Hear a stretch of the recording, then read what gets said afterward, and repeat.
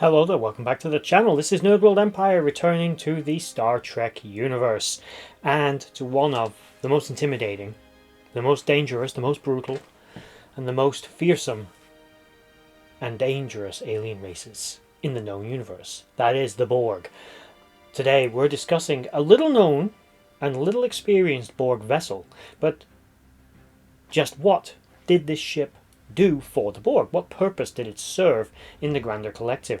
We're going to speculate and talk about the finer points of this vessel in this video. Before we get started, like, share and subscribe, comment down below and let me know your thoughts on the Borg vessel in question and the Borg collective as a whole.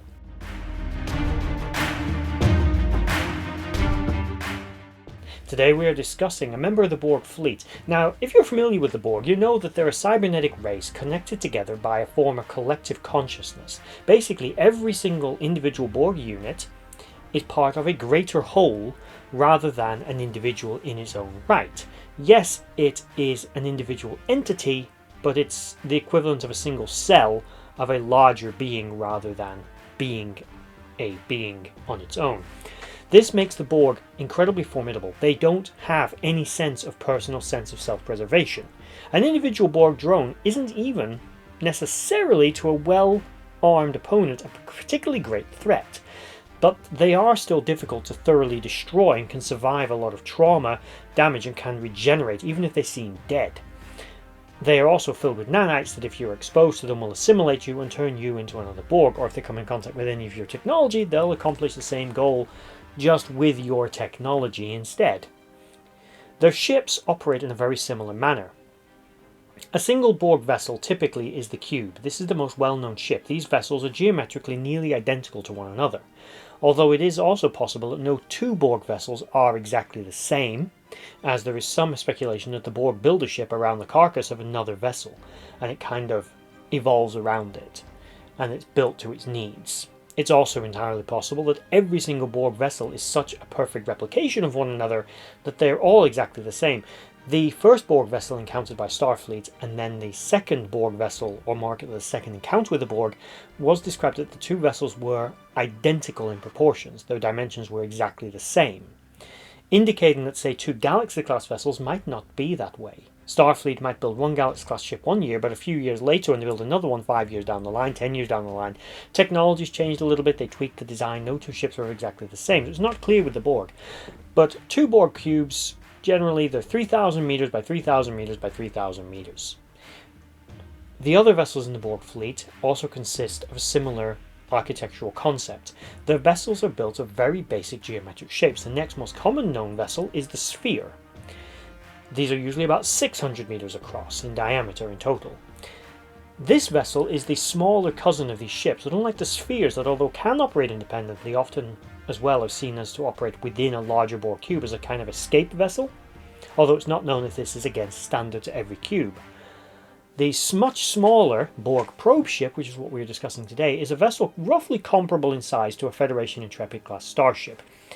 It appears to be then on average maybe 350 meters approximately in length, and is noted as having disruptors that are comparable in strength and capability to the phasers used by Starfleet vessels. That's if they are, it's the disruptors, which they probably are because the Borg prefer disruptors, but have been known to use plasma weapons as well. The ship probably has torpedoes, but was not actually seen to utilize them, and if it doesn't, it'd be pretty quick for the Borg to adapt to the ship. As I said, like the drones, their ships operate in a very similar manner. They're one part of a bigger whole, each cube having what's called a vinculum that sifts information out from the drones that's disseminated across the rest of the collective, but the ship itself is powered and part of the collective.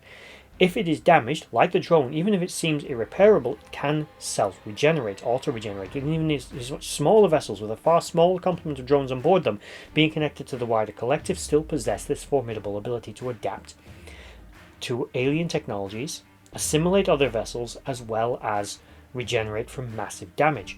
One notable flaw of this design, though, is a flaw not necessarily to the ship's design, but to the Borg's tactics. Quite famously, the Borg, you can shoot a Borg with your phaser. That Borg might die, or be seriously injured or impaired in some way. The next Borg you hit, maybe you still damage it, but the third Borg, Not a chance. Then your phaser doesn't work. No matter how many times you shoot it, the best you're doing is slowing it down with a kinetic impact of the phaser. You're not actually damaging it. The ships are the same. A Borg vessel initially will take damage from its opponent. This is part and parcel because the Borg analyze and adapt to the type of weapon that's being fired at them. This necessitates that the Borg vessel has to incur damage first to study the weapon. Borg shields being, although capable of being proper shields and resisting weapons, most of the time will only resist technology and weapons that they have already adapted to, allowing the first few volleys to penetrate, and then they study them and then they become completely immune to them. This is fine when you're on a 3,000 meter by 3,000 meter by 3,000 meter long Borg cube with 120,000 of your fellow drones on board. Not so useful when you're on a maybe 350 meter long probe ship with maybe a couple of thousand drones at most on board. These vessels, although were noted as having similar comparable firepower to an Intrepid-class vessel, because of the Borg's design, because of the way that they weather damage, the ship's defensive capabilities were inferior. The ship was not able to withstand an attack from a Federation Intrepid-class starship, which was able to, although equal it in firepower, outdo it in defensive capabilities, and the probe ship was destroyed. Other notable technologies of the probe ships, however, were that they also possessed a transwarp capability, just like their big brothers. And considering again how the Borg utilized transwarp conduits from their transwarp hubs, it's entirely possible that this ship is no slower than a standard Borg cube. But that brings us to, why did the Borg even bother to build ships like this? And they're not typically a stupid people, so why attack Voyager in the first place? That was dumb. But there may have been a greater tactical reason. But what exactly did the Borg build this ship to do? Now, they call it a probe ship, so the Borg are pretty literal in everything they mean. So it's some kind of scout ship, but unlike a typical shuttle or other vessel that a race like the Romulans or the Federation might use, the Borg went a little bigger, and they built something equivalent to a medium-sized Federation starship to be used as little more than a scouting craft. It's likely designed for survey missions to study regions of space to make sure that they are traversable. It will be used in some kind of mapping possibilities. Potential, it would likely be exploring space. So it actually may have been very comparable to an Intrepid-class starship. It would also be seeking out new races and studying their technologies for the Borg to potentially assimilate down the line. The vessel in and of itself is probably incapable of assimilating a larger civilization on its own. Even a race like the Kazon would probably be able to fight it off. But it can do enough. It can have a bit of an encounter, a bit of a tussle, study their technology, assimilate a few individuals, and get to know whether or not they are worth assimilating for the Borg. That's likely this vessel's primary purpose, with a secondary function being exploratory missions, because like anyone, the Borg are non-invulnerable. Ion storms, spatial anomalies, disturbances in space affect them like they do everyone else, and they need to make sure a new region of space is safe.